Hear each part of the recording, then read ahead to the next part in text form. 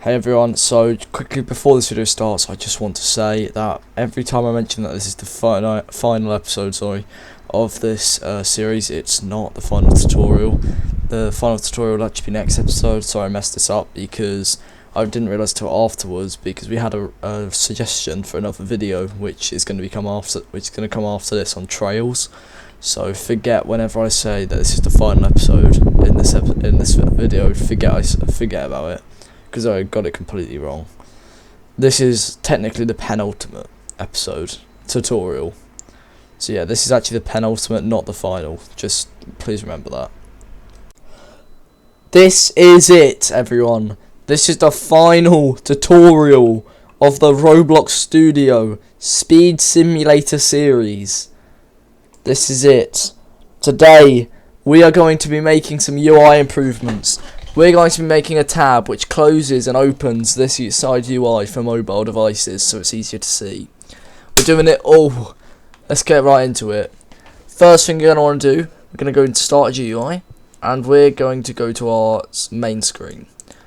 We're now going to duplicate one of these buttons. I'm going to duplicate this. I'm going to duplicate the cell button, and just rename this to pop in or something like that. Whatever you want to call it, really. Now we're going to make it visible.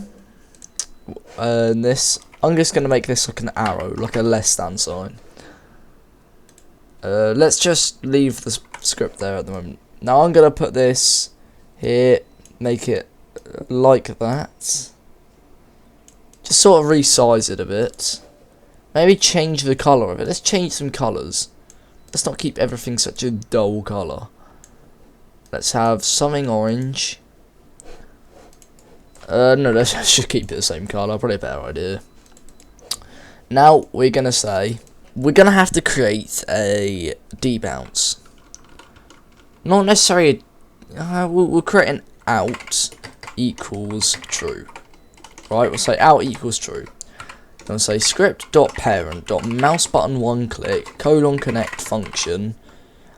And then this is obviously when we click the button. You should know by now that this means when someone clicks the button, then we're gonna call the chunk of code inside of this function, and we're gonna say if out equals true, then, and we're gonna say script.parent.parent and now we're gonna get all the screen GUIs and everything. So just say .parent again, and then we're going to want to hide the game pass. So let's do .game pass shop, and then .open, .visible equals false. Let's say script.parent.parent.parent.parent. And then this is going to be the product shop, .open, .visible equals false. We're just going to set everything invisible on the screen. So we've got a dev product game pass. We're going to set all of these false and the prestige is false. So we're going to say script.parent.parent.parent.parent.prestige shop.open .visible equals false. And now we're just going to say script.parent.parent.parent. So yeah, this one we're only going to want to do 3 .parents. Then we're going to say cell button. Cell button .visible equals false. Actually, we're not going to worry about the cell button because we're going to keep that there specifically. We're going to reposition the cell button though. So let's make it visible quick so we can see it. We're going to want to reposition it with this. So I'm just going to put it right. I'm going to put the cell button bottom right, to be honest. Why not? That's why I'm going to put mine. Because we're not going to faff about that, we're just going to leave that where it is. So this one, we're going to say script.parent.parent blah blah we're going to leave the cell button. We're going to say coin display .visible equals false. Let's copy this, paste this in a couple of times because we've got quite a few displays. Rather than being coin, this one's gem display. After gem display, we have point display. We're just sort of going down the list in here. Then we have rebirth display. Then we have stamina display, world boost we can keep, and then after all this we're just going to say out. No, we're not. So we're going to say script.parent.parent tween position to create an animation for it going in. This is going to be an animation. I've spelled position wrong. No, I haven't. I just forgot the brackets. This is going to be an animation to sort of make this pop in, like bounce in, and then it'll bounce out. So it's kind of like a little bounce animation, which would be quite cool. I'm going to make this size 10010. There we are. I've got full size there. This tween position, this is going to be, well, first to figure this out, we're going to want to select both the text button and the pop in and just drag it in on the exact same x-axis and just figure out where we want this to stop. So let's copy the position here. So let's just click on the pop in, copy this position when it's sort of in the side there and undo that. And then here we're going to say udim2.new. Paste in our coordinates, remove all the square brackets, just keep the commas though, not square brackets, sorry, curly brackets. And then here, we're going to say comma. I'm going to say bounce, because I want it to bounce. You can use bounce, you can use quad, you can use, I think, elastics one. Can't remember any of the others, clamp I think is one. But I'm just going to use bounce because it creates a nice bounce effect. Then here, we've got out. Just if you say out, it makes it it's just the way it goes in or out, you know, so in or out. I'm just gonna put out, it doesn't really matter though.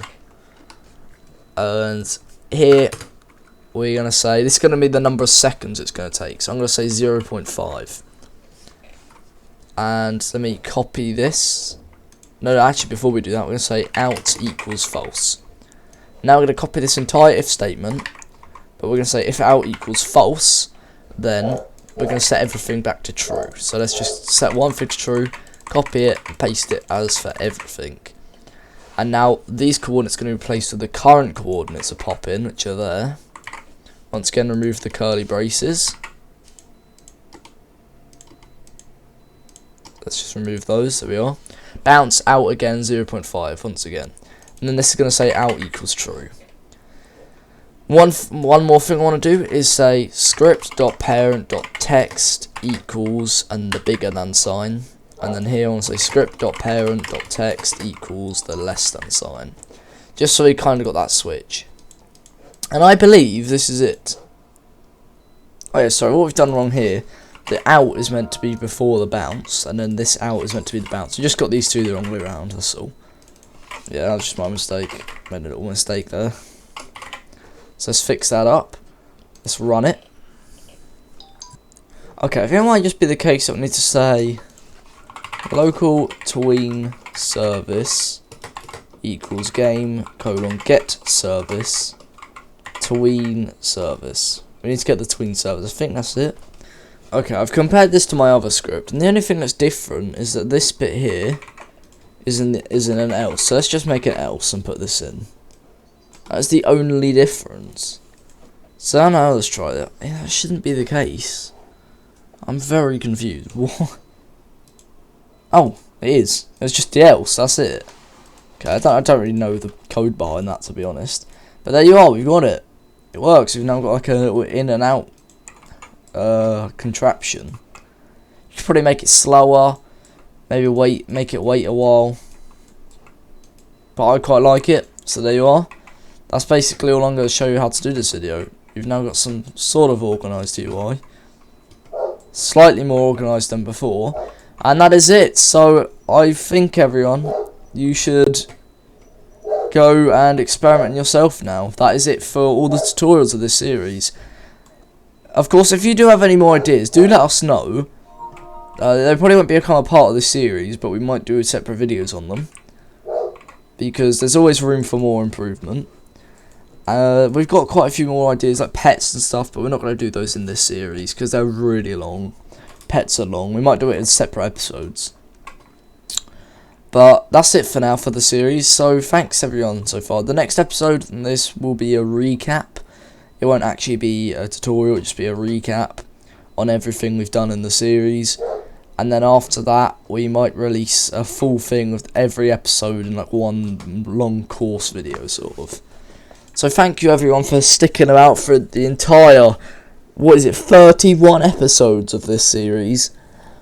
And I can't appreciate it enough. This series has really blown up a lot. Like, it's got so many people that have participated in it. So thank you all, everyone, and I'll see you as always in the next video. Goodbye.